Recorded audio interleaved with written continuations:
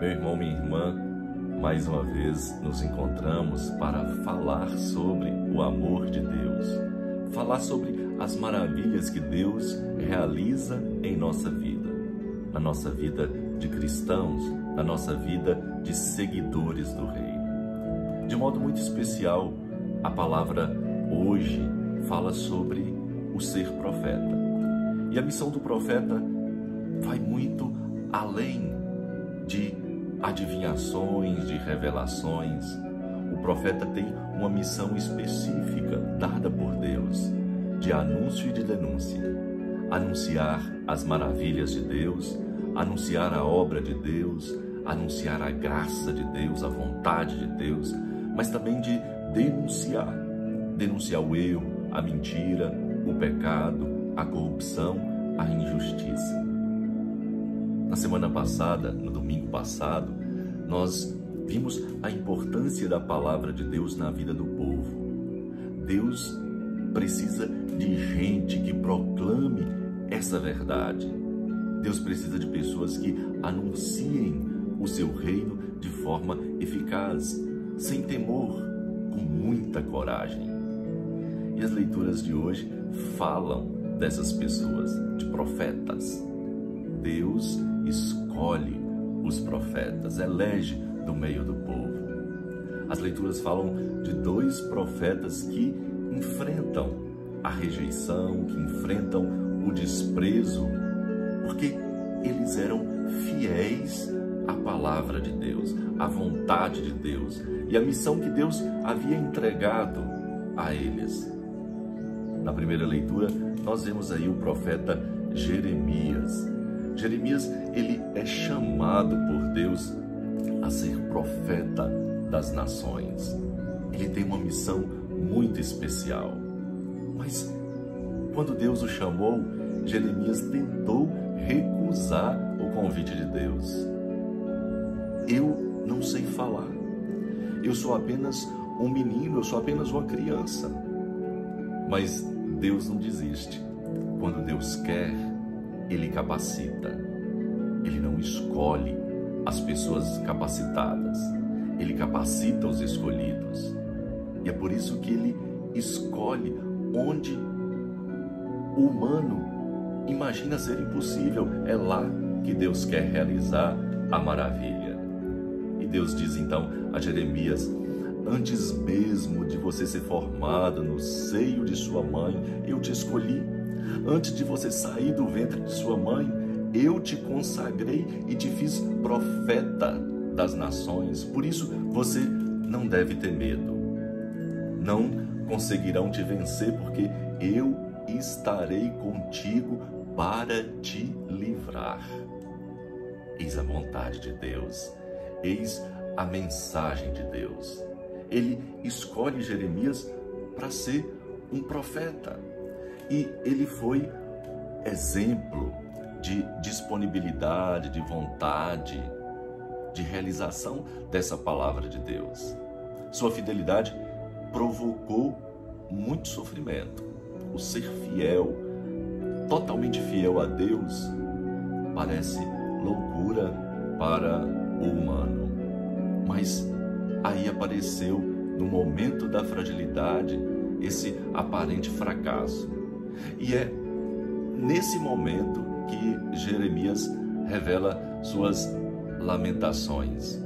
Mas Deus, o onipotente, Deus, aquele que havia o escolhido, nunca, em momento nenhum, Deus o abandonou.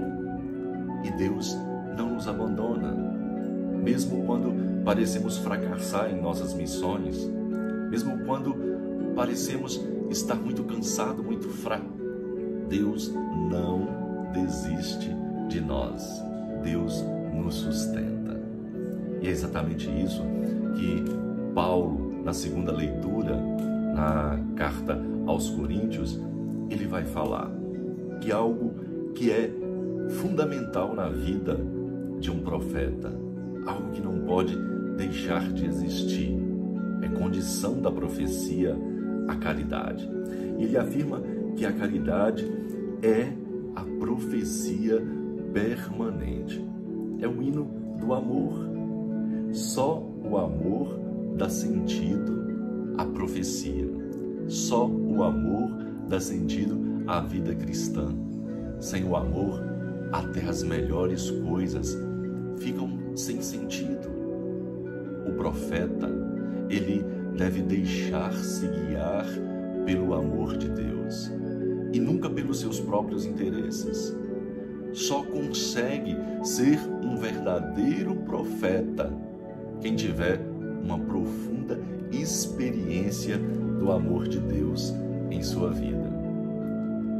O profeta é essencialmente anunciador desse amor de Deus.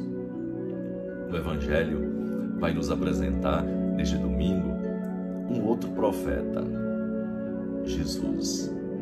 Jesus foi rejeitado pelos seus conterrâneos e os seus próprios parentes, pelas pessoas da sua família.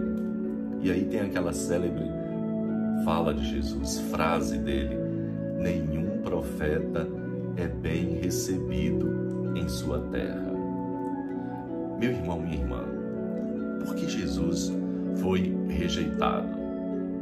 Ele foi rejeitado porque as pessoas o conheciam. Não é aquele que é filho de José, o carpinteiro? Não foi ele que foi criado ou cresceu em nosso meio? Quem é ele para estar falando essas coisas ou para estar agindo assim? Esse conhecimento superficial não levou essas pessoas, parentes, essas pessoas da comunidade de Jesus a uma verdadeira adesão a Ele. E aí, diz a palavra que Jesus não fez nenhum milagre, porque não tinha fé. Faltou fé aos seus conterrâneos. E aí nasce uma pergunta em nosso coração: e o nosso conhecimento de Jesus nos leva a acolher de verdade o Senhor? E nasce aquela pergunta: quem é Jesus para nós? Damos conta de viver com entusiasmo essa mensagem salvadora do Senhor em nossa vida, em nosso coração? Jesus não realizou milagres em sua cidade. Faz também aqui o que fizestes em Cafarnaum, dizem alguns dos seus conterrâneos. É a atitude de quem procura Jesus para ver espetáculos. Pessoas que procuram Jesus apenas por milagres, para resolver seus problemas imediatos, seus problemas pessoais. E Jesus é muito mais do que isso. Ele vem trazer a salvação à humanidade. Meu irmão, minha irmã, qual é o Deus que nós procuramos? O Deus dos milagres ou nós procuramos o Deus de nossa salvação? Diante dessa incredulidade dos conterrâneos de Jesus, ele vai recordar o profeta Elias e o profeta Eliseu, que realizaram prodígios entre os estrangeiros que acreditaram. Ou seja, os seus não acreditaram, mas os estrangeiros acreditaram. E a reação é rápida e violenta diante de Jesus. Eles rejeitam tanto Jesus que eles tentam matá-lo, tentam levá-lo a um precipício e jogar Jesus do precipício, mas Jesus passa no meio deles. Jesus continuou o seu caminho, não deixou-se intimidar pela falta de fé dos seus contemporâneos. Meu irmão, minha irmã, quais são os profetas? Quem são eles? Como nós podemos identificar este profeta ou estes profetas? A palavra profeta está muito na moda, né? Aplica-se à igreja, ao cristão, a pessoas que se destacam por sua vida e por suas mensagens mesmo em âmbito político, a gente escuta essa palavra.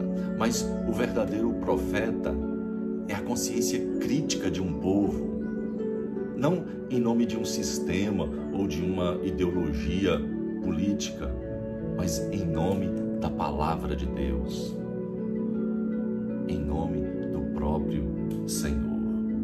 O caminho do profeta vai ser sempre um caminho de incompreensão, um caminho de sofrimento, um caminho de solidão e um caminho de risco.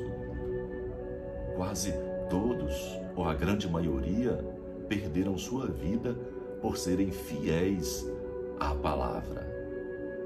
É o que Jeremias revela em suas lamentações. Foi o que também aconteceu com Jesus na sua terra, como vimos no Evangelho de hoje. Mas é também um caminho de paz, é também um caminho de esperança, porque pode contar com a ação, com a graça divina que o preveniu e que o acompanhará em todas as situações. A gente poderia pensar e imaginar quem são os profetas do hoje, do agora. Os profetas, eles não são apenas pessoas que estão lá no Antigo Testamento, lá na Bíblia, mas no batismo, todos nós recebemos essa missão. Somos profeta, sacerdote e reis. Nós somos a imagem do Cristo. É o tríplice unus que nós recebemos no batismo. E o profeta, ele deve viver atento ao sonho de Deus e à realidade dos homens e das mulheres. E intervém na história em nome de Deus, para denunciar, para avisar, para corrigir, para anunciar a obra de Deus, a vontade de Deus. Estamos nós, em nosso tempo, convencidos de que somos a boca de Deus? Somos a boca de Deus. Somos homens e mulheres que devemos falar, mas a vontade de Deus. Através dessa boca de Deus, nós dirigimos a palavra de Deus a muitas pessoas e temos autoridade da correção. Se vivemos de fato a palavra, nós poderíamos nos perguntar: temos a coragem de nos deixar envolver pelo projeto de Deus, pela vontade do Senhor, para ser a sua boca, ser a sua palavra? Ou temos medo de anunciar o Evangelho em situações contrárias ao Evangelho? Será que somos coniventes com a mentira, mesmo como anunciadores do Evangelho, tentando ali adaptar o Evangelho de Deus, o Evangelho do Senhor, a situações que são coniventes com o erro, com a mentira? Ou somos e temos a coragem profética de anunciar a palavra, mesmo quando ela não é bem aceita pelos poderosos? As críticas, a solidão e o abandono, será que nos impede muitas vezes de cumprir essa missão que Deus nos confiou? Meu irmão, minha irmã, podemos nos perguntar como nós acolhemos as pessoas que têm atitudes proféticas nos dias de hoje. Será que a gente acolhe como aqueles parentes, aqueles conterrâneos de Jesus lá na cidade de Nazaré? Estamos verdadeiramente convencidos de que os santos de casa também podem fazer milagre? Ou será que nós achamos que somente aqueles da Bíblia, do passado, é que têm essa autoridade? Quando encontramos pessoas que são profetas nos dias de hoje, porque não tem medo do anúncio, não tem medo da denúncia, nós os aceitamos ou nós colocamos essas pessoas de lado? Meu irmão, minha irmã, renovemos a nossa fé, não apenas em Deus, mas também nas pessoas de nossa família, nas pessoas de nossa comunidade, nas pessoas que convivem conosco. Assim nós teremos a certeza de que também os santos de casa acabam fazendo milagres, porque eles e nós carregamos o dom de Deus em nossa vida pelo batismo e temos essa autoridade pela palavra de anunciarmos e de denunciarmos. Que nós possamos crescer numa espiritualidade viva, numa espiritualidade com o pé no chão e a cabeça em Deus. Louvado seja nosso Senhor Jesus Cristo, para sempre seja louvado. E abençoe-vos o Deus onipotente, o Pai, o Filho e o Espírito Santo. Amém. Deus abençoe você, a sua família.